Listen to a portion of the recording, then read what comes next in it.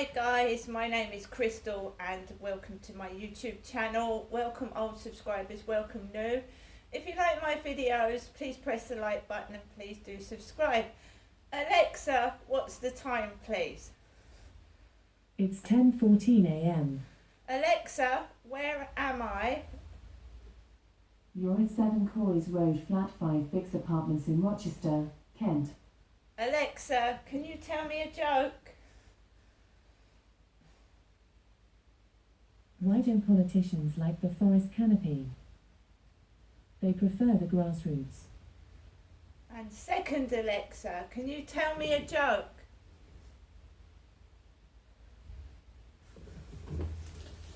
Alexa, number 2, can you tell me a joke? How did the telephone propose to his girlfriend? He gave her a ring. Right guys, you would have thought this was something out of a movie, right? I went to upload the previous video and my electric went off. I was in complete darkness and I freaked out for 2 seconds and then I pulled myself together. First of all, you check it's not the electric cut off because of a power cut. So I went outside and all the lights in the communal area on the first floor were on. All the lights were on in the building, so I thought, right, the meters cut me off. And to be honest, I don't know if anybody else does it, but the meter is downstairs.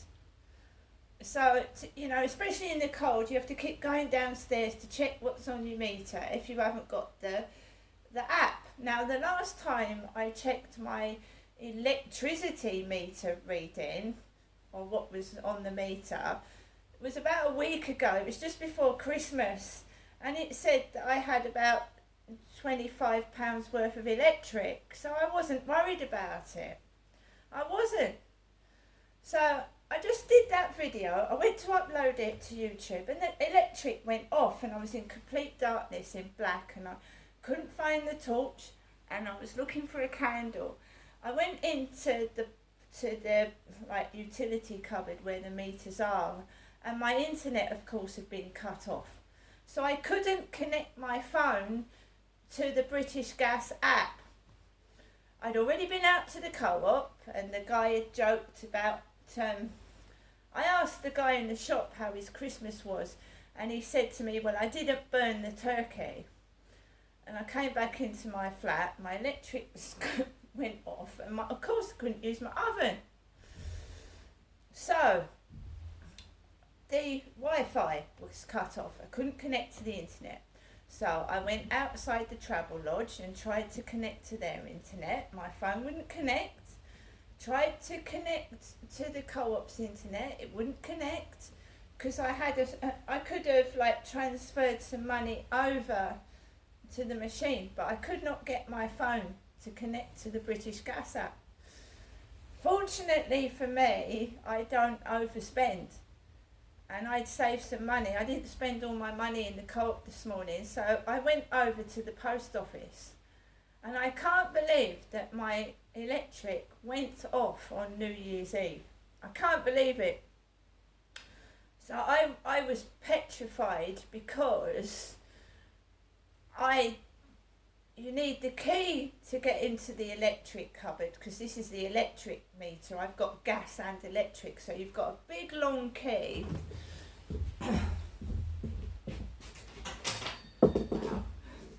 A big long key to get into the electric cupboard downstairs like that. And I, for the life of me, didn't know how to put the electric on. I know how to put the gas on, but not the electric, and I was panicking, is it going to come back on when I do put credit on it? So I didn't panic, kept my cool, walked under the railway bridge, into Rochester High Street, into the post office. People are laughing, of course they are. They're laughing, they're chatting with each other. My electric's been cut off. I feel like holy shit. And there's people coming under the bridge, they're laughing. I feel like a sack of shit.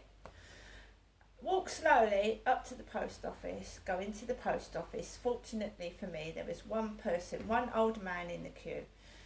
Gets to the post office counter. I put £30 on the electric. I say to the lady, does this instantly go on the meter? She says yes. And I thought, well, it's going to take 5 or 10 minutes, so I thought I'd look up Rochester High Street to see if there's any charity shops open. The Demeltzer charity shop wasn't open, neither was Oxfam. So I went into the Red Cross shop to look around. Now I'll show you what I've got in the Red Cross shop in a minute. I wouldn't have bought this had I not had to go to the post office to put electric on.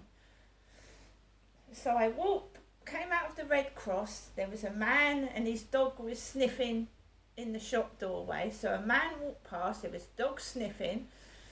I walked out of the shop and I walked up Rochester High Street and I walked back the railway station way into my flat, and I went into the electric meter box on the first floor, and my meter is number 5, and I didn't know how, so I was fiddling with it trying to get the electric put on, and it hadn't come on. So I went downstairs looking in all the meters and seeing if it was something to do with that.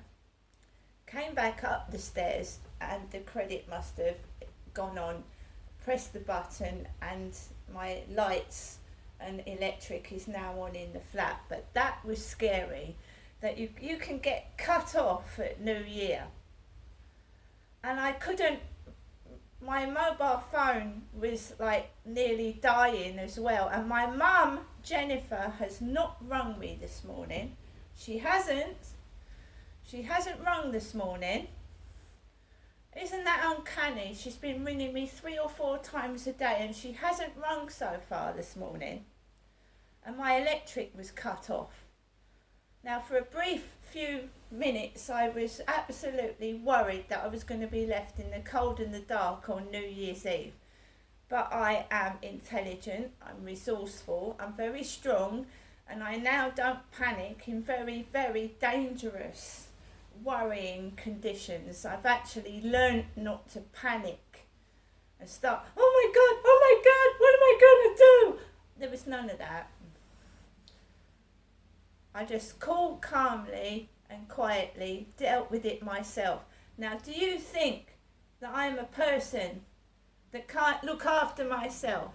I don't think so, because anybody else would have panicked out of their mind if their electric went off on New Year's Eve.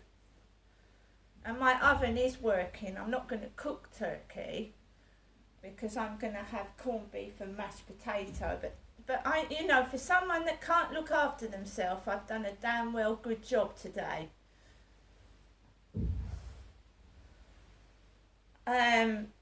With crap going on, blokes letting a dog in the Red Cross charity shop doorway while I'm trying to get out. It's unbelievable that you can actually go through something like that and somebody actually thinks you're going to be left alone New Year's Eve with no electric. Not nice feeling, but I'm resourceful and I'm strong and I won't let anybody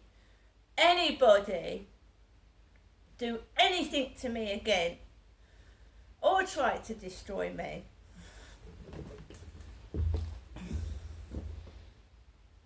My mum, Jennifer, is 76 years old. If that had happened to my mum,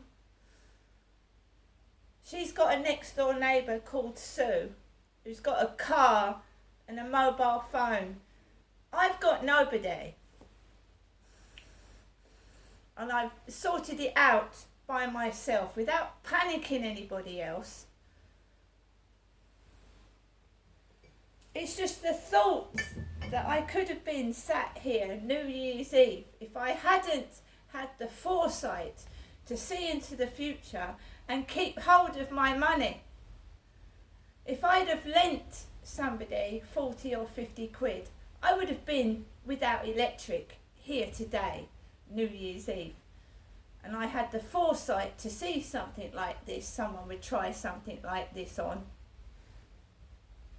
So I have got food, the lights are on, the TV's on, so I'm not in the flat with noise going on upstairs in the freezing cold like an old granny with a fucking cover over me, shivering, because it wouldn't have been nice to do that to my mother either, would it?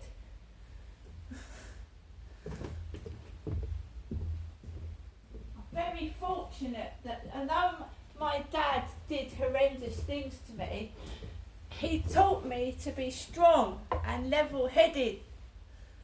I was carrying furniture at the age of 12 because my dad was so Scrooge, he wouldn't, and he didn't like people, so he wouldn't employ removal men. So he used me, his daughter, to carry the furniture down 3 or 4 flights of stairs at Hazel Grove. I'm very strong. And I'm very strong-willed, and I'm not going to take any bullshit from anybody anymore. Not a lot of people can cope on their own, but I can, and I have. See you later.